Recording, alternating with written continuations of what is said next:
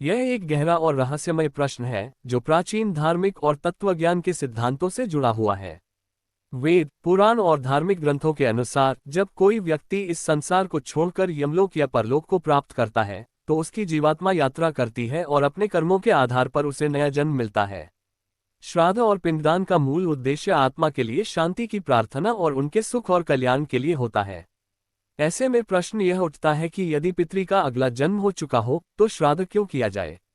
आत्मा की अनंत यात्रा। सनातन धर्म के मुताबिक आत्मा अमर है और उसका नाश नहीं होता। शब्द पुनर्जन्म या नया जन्म से आत्मा के नए शरीर में प्रवेश का ही अर्थ है।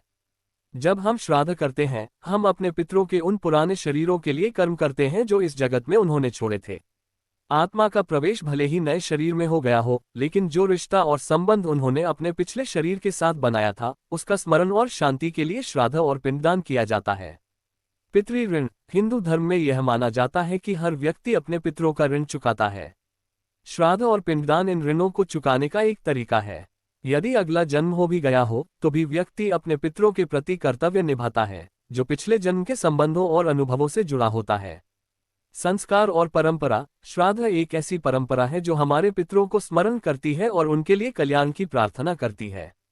भले ही पितृ का अगला जन्म हो चुका हो, लेकिन उनके पिछले जीवन और कर्मों का समर्पण करने का यह एक तरीका है।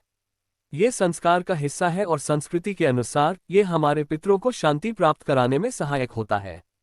अंत में, श्राद्ध और पिंडदान पितरों के शारीरिक रूप के लिए नहीं, बल्कि उनके आत्मिक कल्याण और अपनी संस्कृति और कर्तव्यों को निभाने के लिए किया जाता है, चाहे पितृ अगले जन्म में प्रवेश कर चुके हो या नहीं।